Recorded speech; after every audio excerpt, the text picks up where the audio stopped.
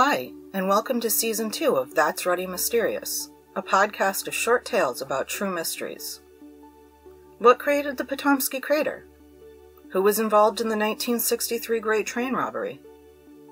I'm not going to solve those mysteries, but they'll be interesting to learn about. I'm your host, Kelly with an I. Transcripts and references for all episodes can be found at that'sruddymysterious.wordpress.com. No apostrophe and no exclamation point. Today's tale is about Dale Kerstetter. Dale Kerstetter was born in Pennsylvania in 1937. He disappeared in September of 1987 at 50 years old. Dale was 5 foot 4 inches tall and weighed about 130 pounds. He had blue eyes and brown-gray receding hair.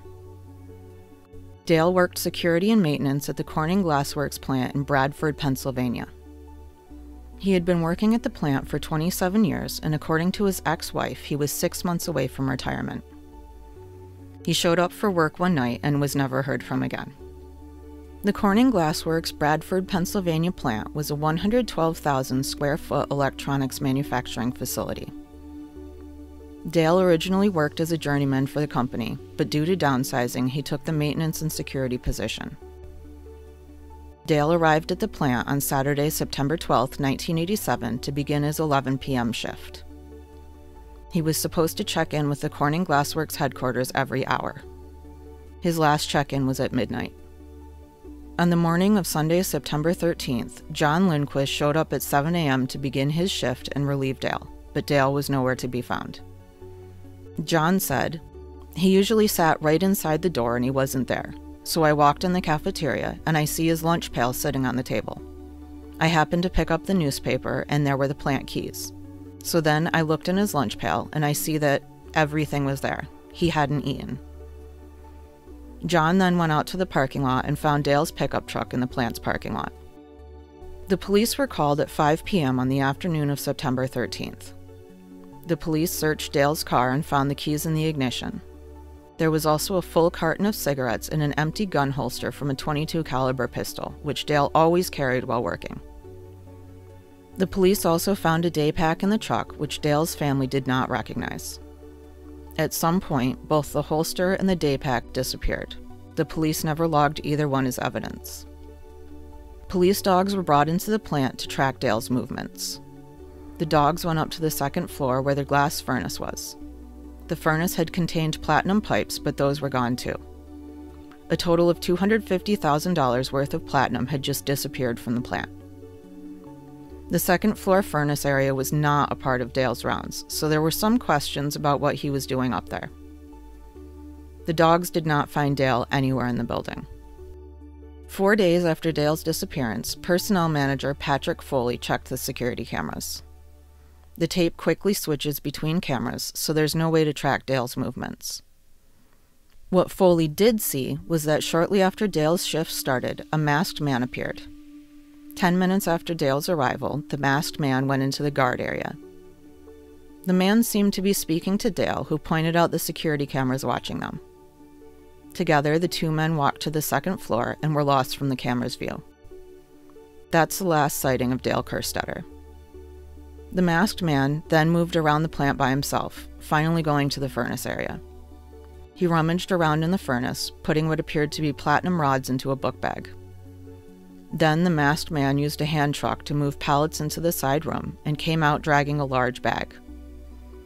After watching the tape, plant officials called the police and searched the furnace to find the missing platinum.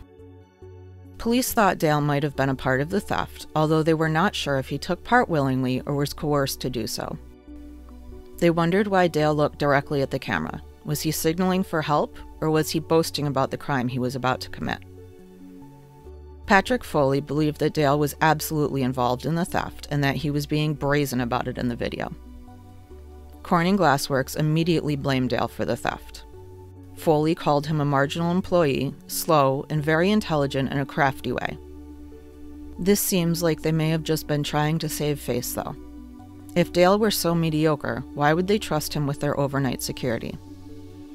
In fact, Corning Glassworks didn't seem to be at all bothered by Dale's disappearance. An article that came out 6 days after the robbery and disappearance discussed the theft, but didn't even mention Dale. The investigation revealed that Dale was $30,000 to $40,000 in debt. However, he seemed to have enough money to cover all of his debts. Dale had also just received a pay cut of between $5,000 and $7,000. The police found no signs of a struggle. There was no blood at the scene. There was no evidence of gunfire. It's believed Dale had his gun, so why wouldn't he have fired at any intruders? One of Dale's friends said that he overheard Dale and his coworker, Ollie, planning the theft. He believes that Dale was double-crossed by Ollie and killed the night it happened. Dale's family believes he was a victim. Dale's ex-wife says that with just 6 months left until retirement, Dale had no motive to disappear or steal from his company. Dale's daughter believed Dale was a victim also.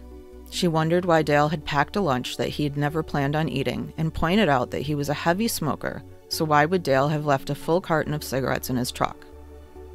Dale's son didn't think he'd leave the family. He said that Dale was a great father, the type that any kid would want to have. Shortly after Dale's disappearance, Corning Glassworks sold the Bradford, Pennsylvania plant.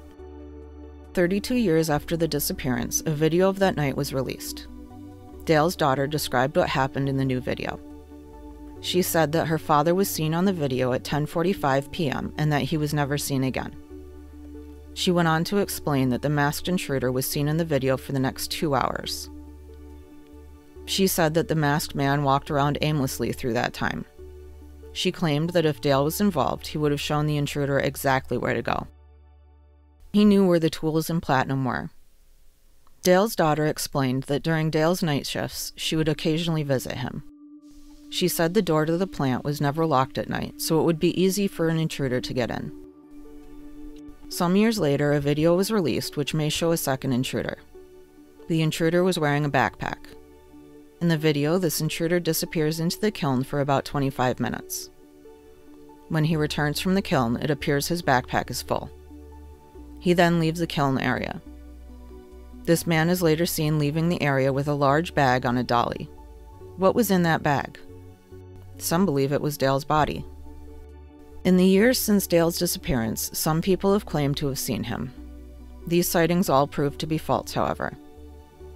Years after Dale's disappearance, police admitted to his daughter that there were some unsolved murders in the vicinity at the time of Dale's disappearance. 27 years after Dale's disappearance, his daughter was finally able to declare him dead. Corning paid out a very small portion of Dale's pension at that time. What happened to Dale Kerstetter? Was he involved in the platinum theft, or was he an innocent victim? What was in the large bag that the intruder was seen in the video using a dolly to carry? Why would Dale pack a lunch he never intended to eat? What do you think?